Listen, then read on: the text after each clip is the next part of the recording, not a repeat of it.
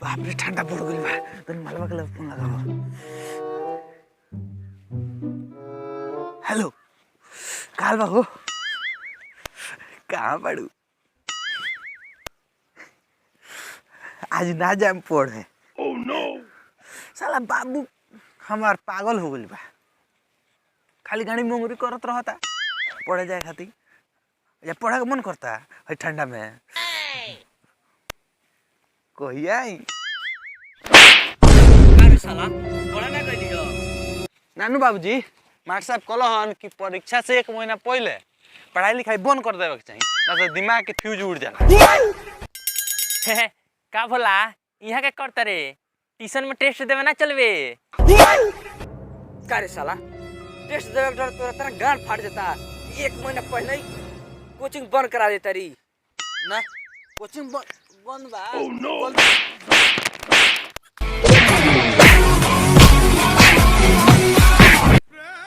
साला बाबू से पिटात पिटात गांड फाट गइल बा।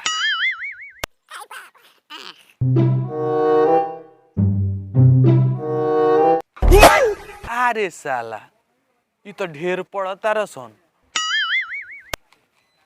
अगर हम फेल हो गनी पास हो गए तो हमार बाबू गांड फाड़ दिए मार के कुछ दिमाग लगावे पड़ी।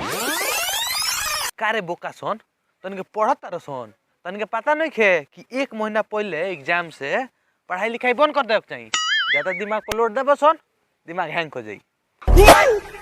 का रे सही कहता ना रे एकरा बात में मत पड़िए इस साला तो लत खोर कहीं लात खा के काम चले अपनी के तो गांव जवार में इज्जत पड़ जाए। oh, no! अपनी के नाम कट जाए। अच्छा तार इज्जत प्रतिष्ठा बा हमार सबसे ज्यादा इज्जत प्रतिष्ठा बा एजा लइका से लेके सियान तल बुढ़वा ले हमार बहुत इज्जत करेला। रे साला भोरवा तोर बाबू बोलावता रहन जो हम आवतनी जो साला घरे जो न तो गाड़ फाड़ दियो मार के। हाँ तो हम का कहत रहनी हो कि तोर गांव में बहुत इज्जत बा। हाँ तहनी के का बुझाता हम अपना बाबू से डरा जनी तहनी के गलत फहमी बा हम अपना बाबू से देखा दे।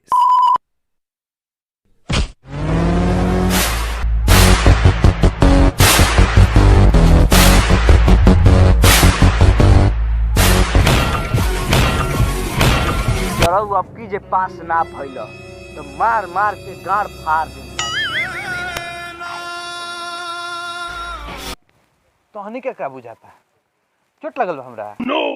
अरे उ त बाबू हमार मजाक आई बाप रे साला बुढ़वा मरले बा एग्जाम चले ना बीती तले हमरा के मुंगा दी बुढ़वा साला बापू हमार के गाड़ फाड़ देले बा। आई बाप बड़ी दुखाता रे दादा आई बाप